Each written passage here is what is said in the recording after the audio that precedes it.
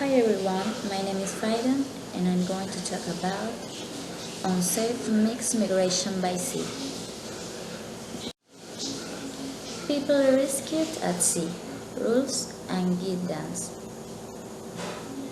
As a result of wars, poverty, famines, political or religious persecutions, natural disasters, armed conflicts, and many other causes, thousands of people cross the sea in vessels unfit to navigate with the aim of finding better living conditions. These trips can take place in very difficult conditions for several hours and days. The boats are not properly manned, equipment, or authorized to transport the passengers on international trips. Generally, passengers travel without documentations, overcrowded in unfavorable weather conditions, and often even putting their lives at risk. Governments are urged to take out positive measures to avoid the use of dangerous vessels to transport migrants, putting their lives in danger and compromising the safety of the ship and cargo. In order to address the safety of human life at sea and the issues related to search and rescue arising from dangerous sea migrations, IMO has been working with its partner organizations in the United Nations systems, as well as with other international bodies, to develop and update the guidelines for captains and governments. In addition, an information exchange platform has been created. IMO urged the international community to act in a coordinated manner to address mixed migration in dangerous conditions by sea, but in the Mediterranean and the other seas. The organization has actively worked to address the issues at this own committee's meeting, as well as a thorough joint meeting with United Nations partners and other relevant international organizations. SOLAS Convention, Chapter 5, Navigation Safety, establishes an obligation for the captain to provide assistance regardless and the nationality for legal status of the persons in danger, as well as a coordination and cooperation mandate between the states to assist the captain of the ship to drive rescue people at sea to safe place. It also incorporates a new rule regarding the discretionary powers of the captain.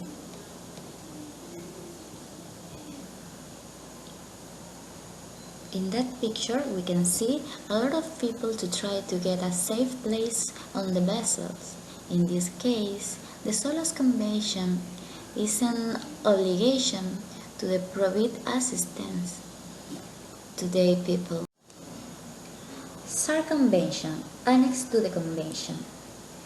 Addition of the obligation of the parties to assist the captain to let people recuse at sea to the safe place and recuse RCCS count and operation process appropriated to them allow to determine the most suitable place to disembark the people found in the danger sea.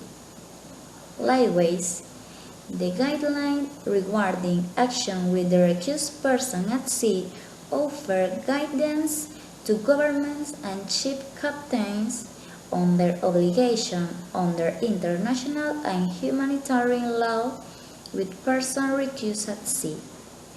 The guidelines are also intended to help the governments and captains better understand their obligations under international law as well as provide useful guidance rewarding compliance with these obligations.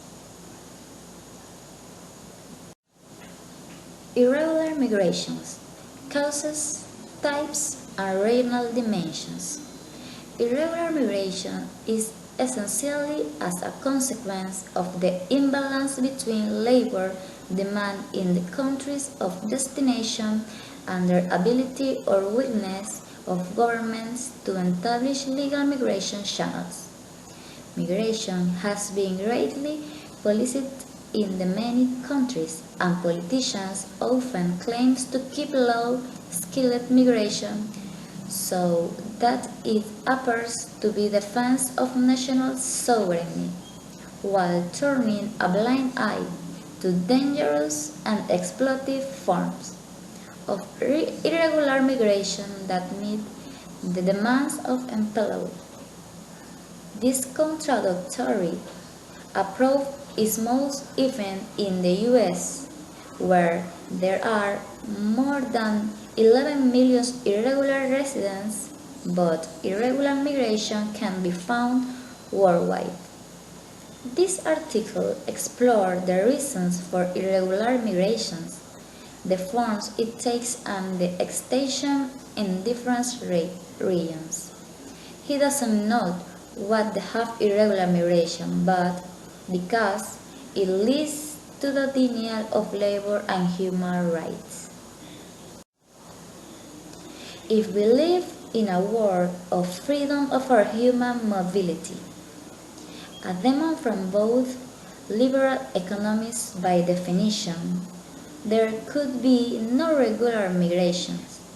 Open borders would be the simplest way to eliminate irregular migrations, but political considerations stop governments to adopt this remedy.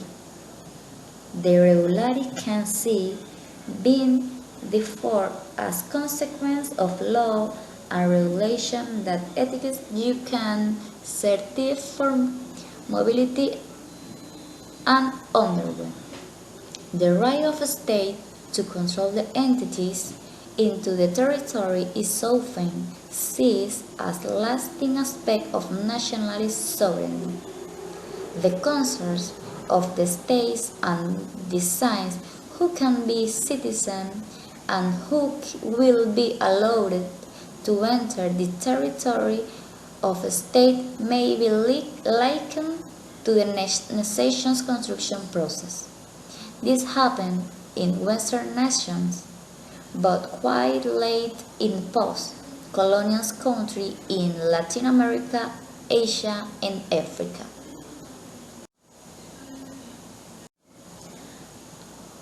Like conclusions, the irregular migration seems to be an almost universal phenomenon, although it has only been seen as a matter of concern in relative recent times. Efforts aimed at better border control and about irregular employment have been made mainly in the states of destination. The states of origin tried in unequal ways to regulate immigration to avoid the exploitation of vulnerable migrants by agents and employment. However, in a situation of global surplus of low-skilled workers, most of the market powers has been left to the bosses and the destination state. The lack of international cooperation, together with restricted national police toward the low-skilled workforce, has resulted in the black markets of irregular migrant labor. Mixed migration in dangerous conditions by sea continues to claim many lives. Despite intense efforts made by the government and the Naval Rescue Service, often by merchant ships, to fulfill the long traditional and legal obligation to save people in need of the sea. Thank you.